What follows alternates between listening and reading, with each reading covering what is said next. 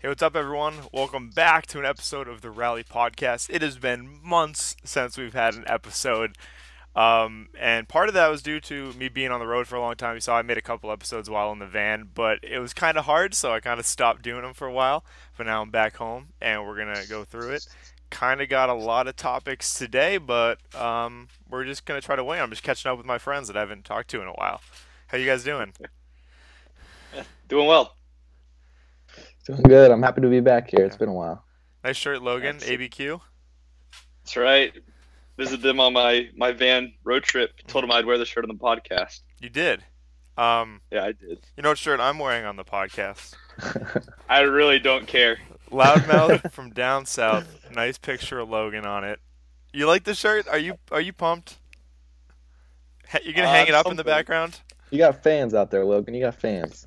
Believe it or not, that's not the first shirt my face has been on. So Really? yeah, the limited edition of Alone Time with Logan T-shirt back in 2008. How many were made? I think 3. I kept one. I gave one away, and then I think have the other one in the plastic at my parents' house. So, Wow. pretty Better hope limited Throw that up edition. on eBay. Guys, let us know if you want to buy these Loudmouth from down south T-shirts because they're pretty cool. Also, Logan, do you guys still have the Lone Star store? Yeah, we do. It's gonna be closing soon, but the Lone Star store, I need to make my purchase, and then it will be closing.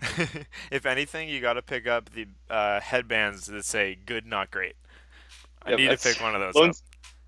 Lone Star, baby. You need to- That's what we are. You need to let people know, like, you're pretty good at round net. Not great. Yeah. Not great. But we're good. We're good. Anyway. All right, so let's start off, Logan. So, your van trip, you did a week in the van. Where'd you go? Yep. So started out in Dallas, took it from Dallas to Houston. Mhm. It's about 4 or 5 hours. Went to Houston, and we had a quick pickup there, and then immediately after the pickup ended, we drove to Austin, Texas. So that was about an hour and a half, 2 hours. And then went to Austin. We're there for a day, and then the next day we had pickup. And then after that, we drove about halfway, or about 3 or 4 hours toward Albuquerque, which I think in total that was about a 12 to 14-hour drive. So we drove like 3 hours, stayed at a rest stop on the side of the road. I loved it. My wife, Savannah, she couldn't sleep as well with all the cars zooming by at night. Ooh.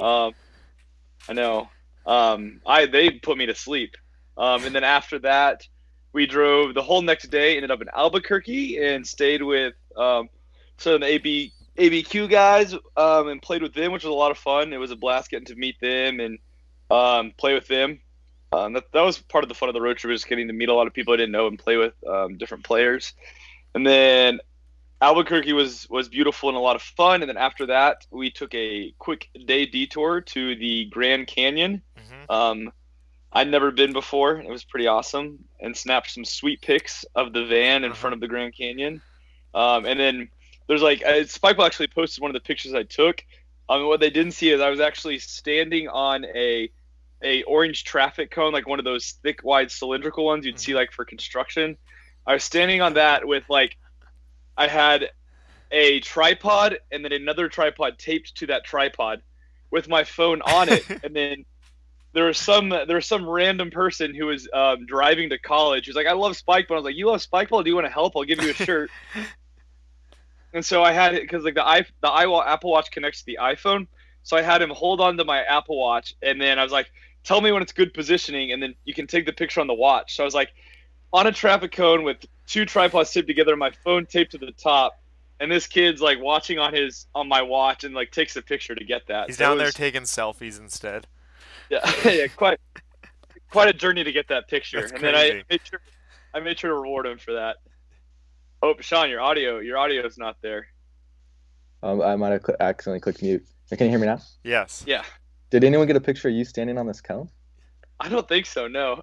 Was your wife like losing it, or was she terrified? She was like, "You can go get that picture. I can't be with you when you do that." It's like, it stresses me out too much. I'm gonna wait here. You drive and you take the picture and come back. And I was like, "Fine, I'll do that." Because Good thing before that I was guy like, stopped. before I was like climbing trees and like branches were breaking, and she's like freaking out. I can't do this. I was like, I need to get a picture, and she's like, I can't be around here if you're gonna be doing that. So she just she waited at the Grand Canyon. I drove around and got the picture.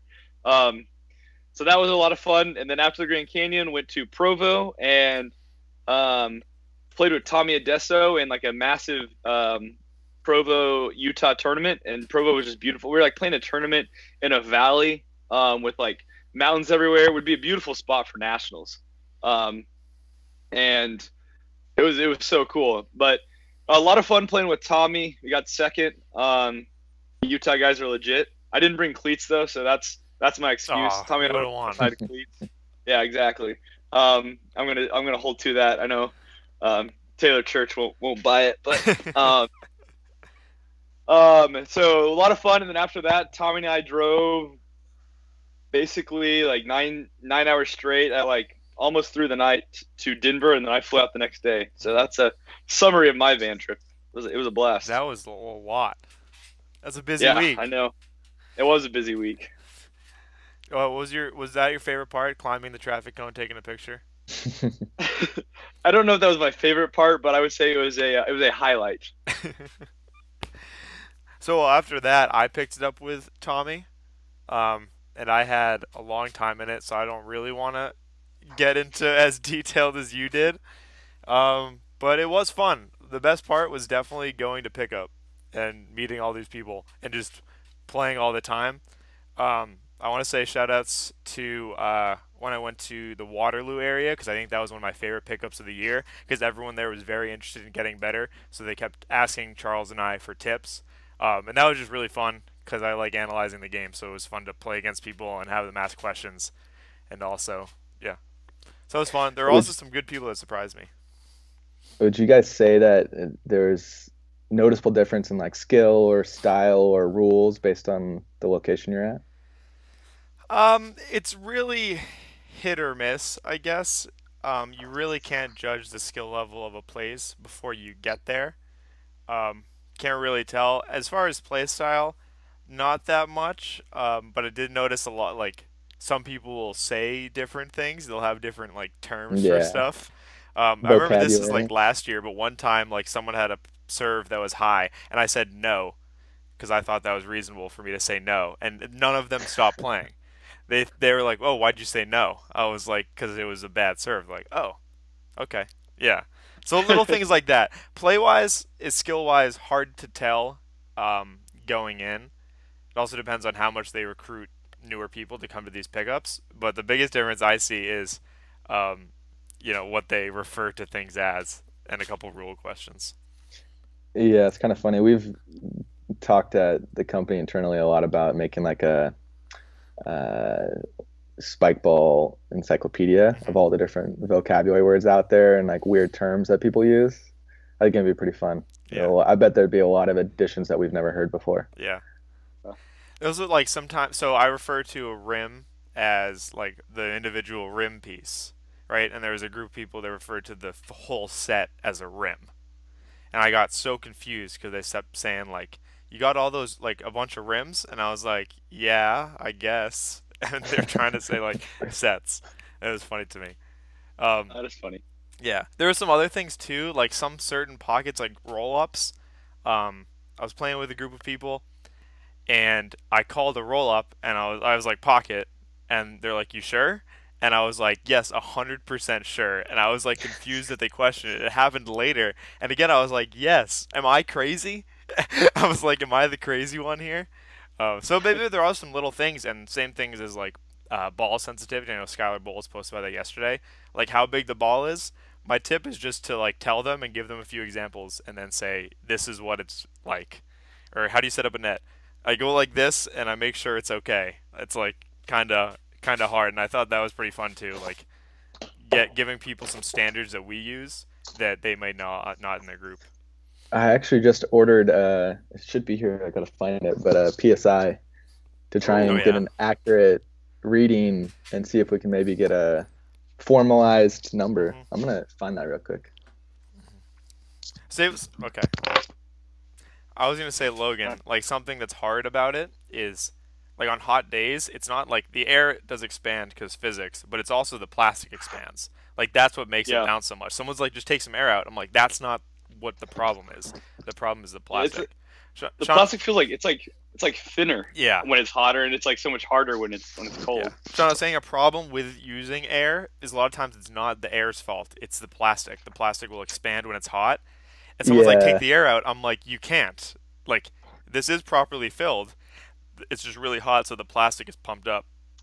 It's definitely, yeah, it can vary. I would think that like if we were to get this written down and official, it would be like a window of or a spread of numbers that it could fall within. Guys, pro tip: I used it at the DC tour stop way back in 2016, and at some other stop this year. Put the balls in a cooler. I used it at Summer Spike. At Summer Spike, I had a cooler next to the show court, and I had a bunch of balls in the cooler, so it was time and ready to play. They weren't that's all some like deflate gate stuff right there. Yeah, I'm just trying to simulate. In the NHL, they lay the pucks on ice before the game to keep them at a proper temperature. Because in hockey, the puck's actually played on ice the whole game. Yes, but I'm saying they still keep it. They still don't. It's still in a room. And then, so I like to try to keep it at the right temperature because you leave those out in the sun the whole time and they're brutal. Yeah. I like that. Yeah. And then, or do it mid-game, halfway through the game, you switch it out for a cold ball and they're not expecting it. You get a free ace or something. Yep. Thought about that. Because, is there a formalized rule on switching out the ball mid-game? I don't think obviously... so. I typically wait till everyone agrees. There was at one point in Montreal where someone brought like extra balls, and I was like, I don't like any of these balls. Let's play with one. Well, especially it was like mid-game. It was like 14s or something, and I'm like, no, we're good with this one ball. I don't care if we have to like chase it down. Yeah, I think the way to do it, like at the beginning of a match, both teams agree on which balls are within the game, and they rotate through those. Yeah, I remember and to agree on these ones. If you or even the server can choose which ball they use. I mean, that's like playing football growing up. Like whoever's on offense, like they use their own ball. It's like they could choose which ball to use. Obviously, you couldn't just bring in like a fixed ball, but that's what I've played some games where I was observing and the server just. I'd have several balls, and they'd be like, I don't want this one, and they choose the one they want. So. I don't think it's unreasonable if you have a bunch of balls that you agree upon before the match, so that during the match, this observer, I guess, could choose between the three they want. Maybe I prefer a looser one, they prefer a tougher one, but we both agreed that they're good, it's just I prefer this one, so I'm going to use it. I don't think it's unreasonable, as long as it doesn't take up too much time. It'd be different if they each served with different balls. Try to sneak in a baseball. Yeah, or a ramp shot ball. Those are launch. Oh yeah. All right, I got have a little segue right here, because I just thought of it. Mr. Boyer is making an appearance in a couple weeks. We thought he was done after playing San Francisco, but he'll be back in Chicago. Yeah, well, so I've played in events and tournaments for the past couple years, but this will be the first time that Skylar and I have played in a competitive event since Nationals 2016, since way back when I retired and stepped away. So I'm pretty pumped. Skylar and I think are both going into it hoping to have a lot of fun and not get too embarrassed since we've been out of the scene for so long. At least playing together, but I'm excited.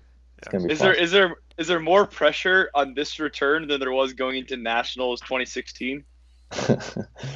I mean, or are you just about to watch the old guys now? It's mostly I think ego, because it's all right, if we're good, we're good. If we're bad, we're bad.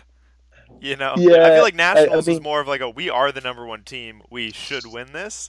Here it's we'll see how good we are.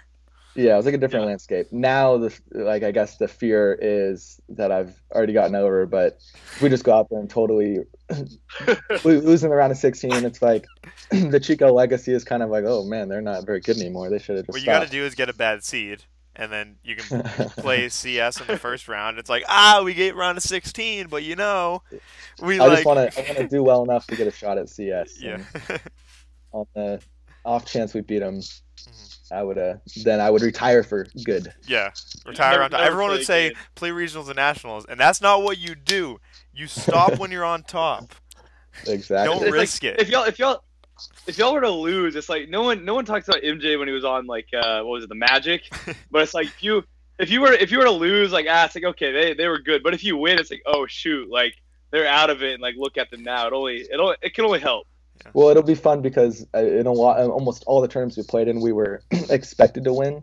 So this will be one where it's like people, and another flip side of this is people will be rooting for us. I think back in the day, I was like, I hope they lose. But now it's like we're the Cinderella story. It'll be a little fun. Cinderella story. Cinderella story. From riches to rags. Nice try. I don't know. We're just gonna try and have fun Heavy with lies it. the We're not crown. gonna take it too serious. No, I think it'll be fun. I think people will be excited to play against you guys too, whoever gets that opportunity. How do you feel about Preston's hot take? Preston Buys posted he thinks Chico won't get top 4, and in round 8 they're gonna lose to 717. But also jokes on Preston because like it's double elim, so it's not just like losing the quarters. Is it gonna be double elim? I didn't even know that. I mean, all our premier have been double elim, so should be.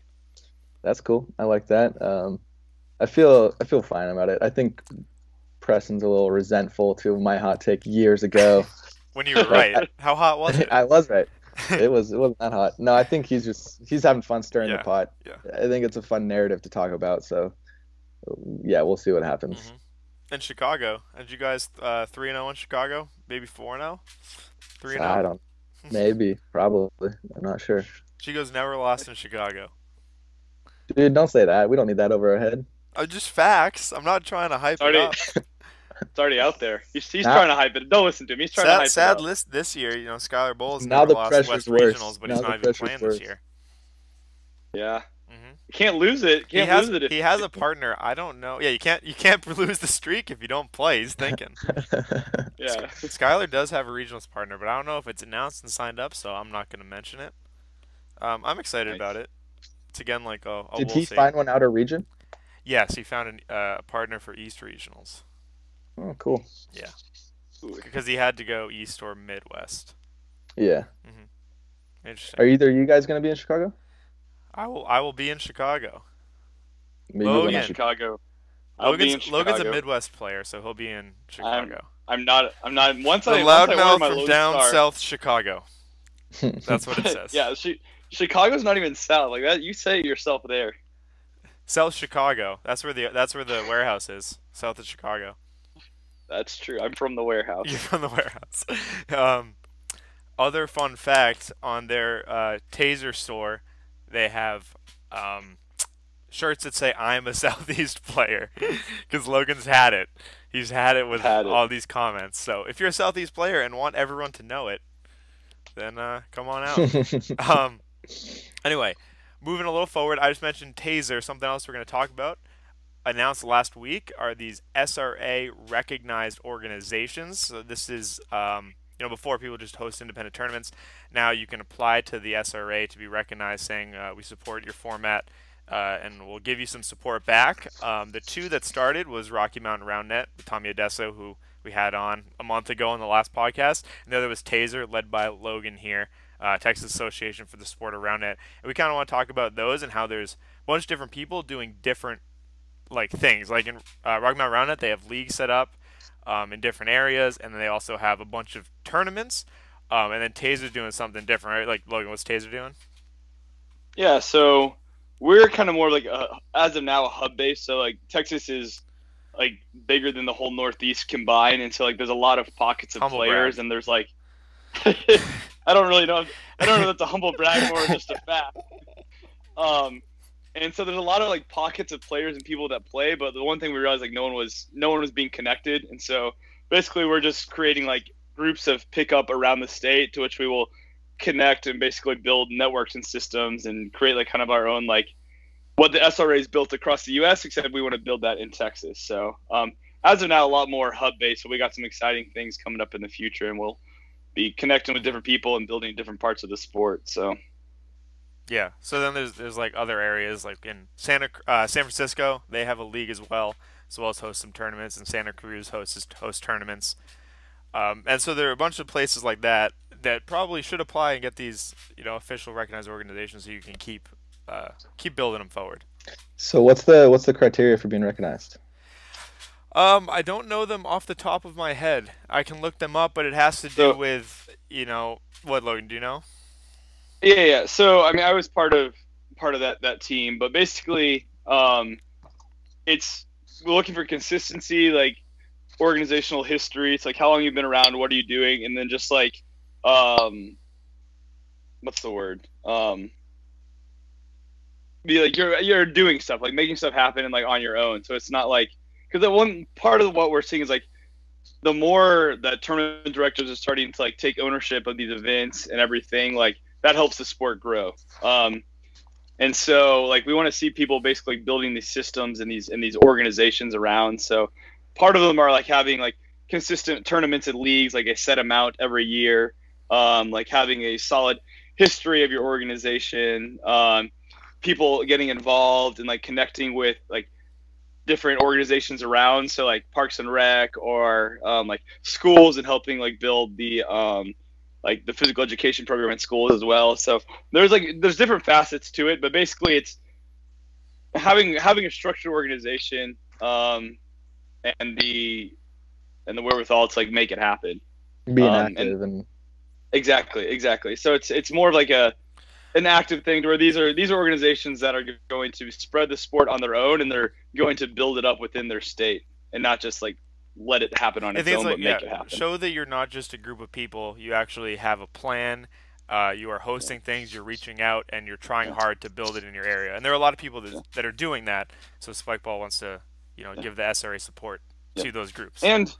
And it's like it's something we want to be like being long term as well. Like we're looking for sustainability as well. Like this isn't something we want someone to like get, because like a lot of people they'll like find out about Spikeball, they'll love it, they'll get passionate, they'll like join the ambassador program, and then they'll kind of flame out. And like they'll still enjoy playing, but like just like what they're making happen slows down. So we're looking for like long term sustainability of these organizations, to where this is something that isn't just going to be around for a year, but like for a long time they're going to be growing the sport, and these are going to be like staples and mainstays. And I think with this being like SRA recognized also gives a lot of value with like reaching out to external organizations for like a Parks and Rec department to be like, hey, this organization is contacting us, and they are recognized by the governing body, shows that there is some there's some legitimacy to this organization. That's cool. Are there what sort of like support or perks are there to being recognized without putting you on the spot? Yeah, so basically it's like we're going to be able to provide like Spikeball branded equipment, so it like gives access to like a lot of people ask like flags and stuff, like tournament stuff, but if you are a certified organization, it means you're trusted enough to handle basically the Spikeball brand. So like we'll have some stuff that you can get, and that's still in the process right now.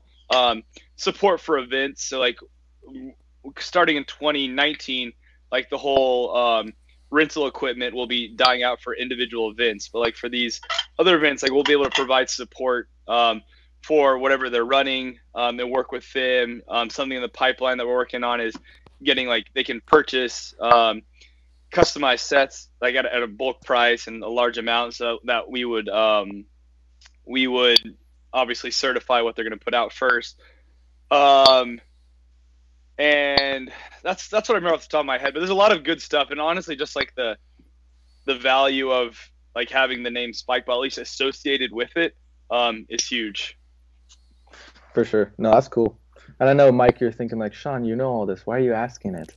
But I really don't. I've been outside of this project. No, I'm very curious. I think Sean might not know this. It's cool. Well, it's came out of a lot because we get tons of people reaching out to our marketing team, just like, can we use Spikeball in our name? We love it. We want to make shirts. We want to start a club. And the simple answer is no. We have to protect the brand. But when stuff like this comes about, I think it's a really cool way to get to actually be representing us in the way we want. Yeah.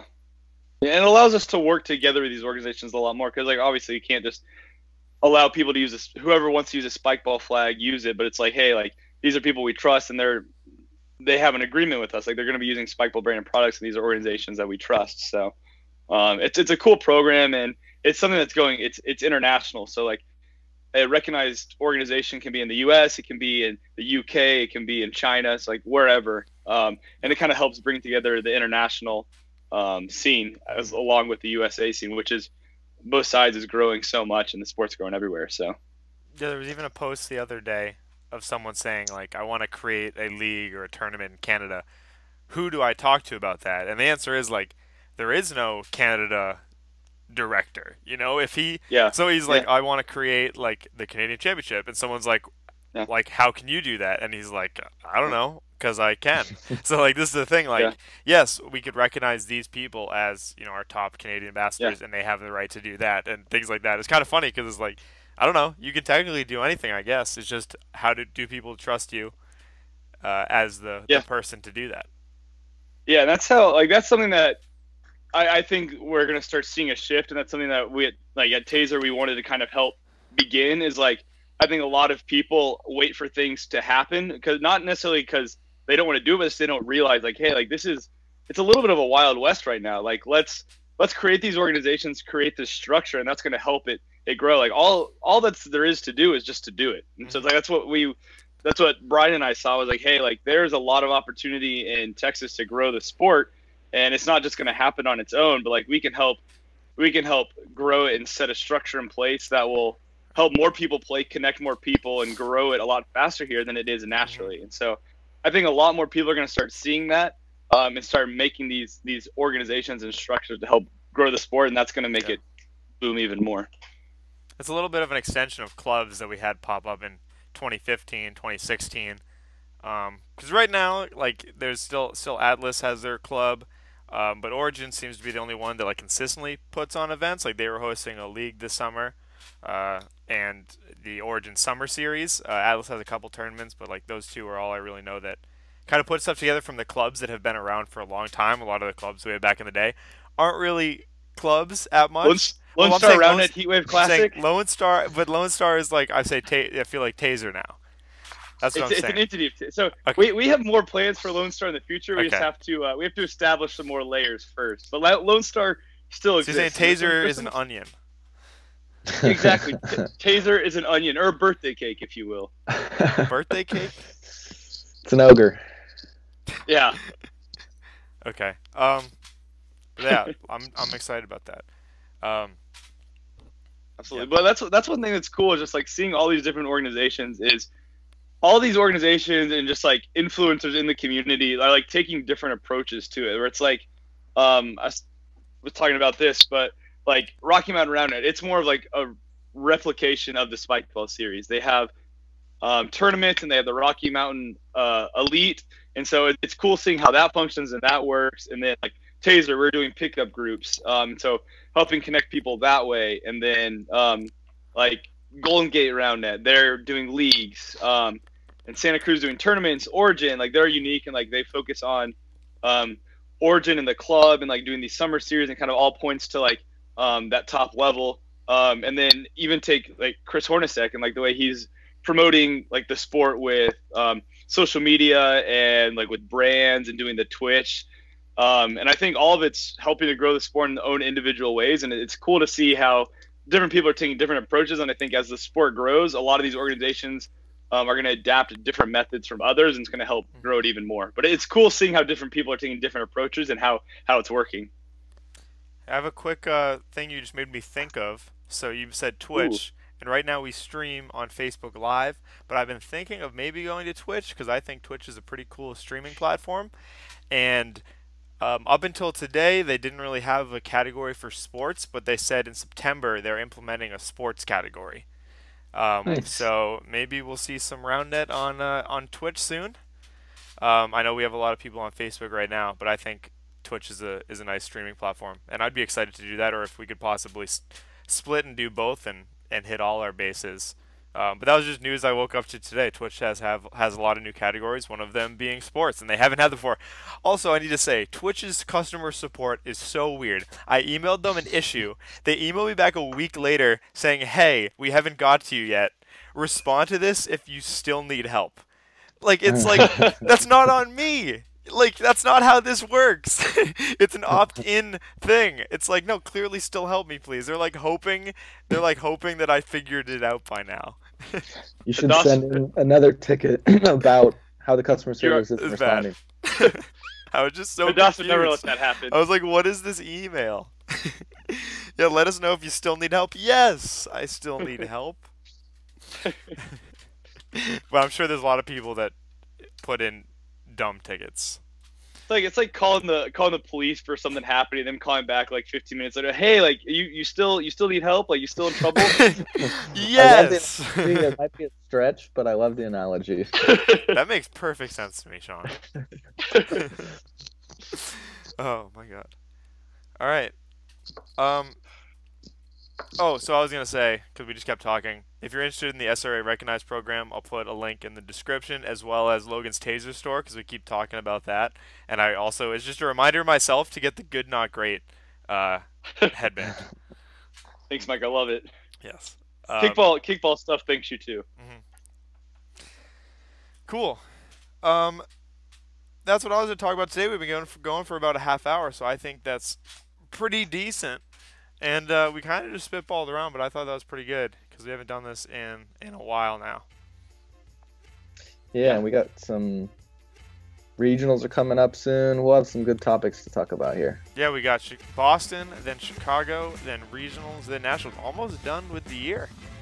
And then co-ed nationals. True. Don't forget about that. Oh yeah.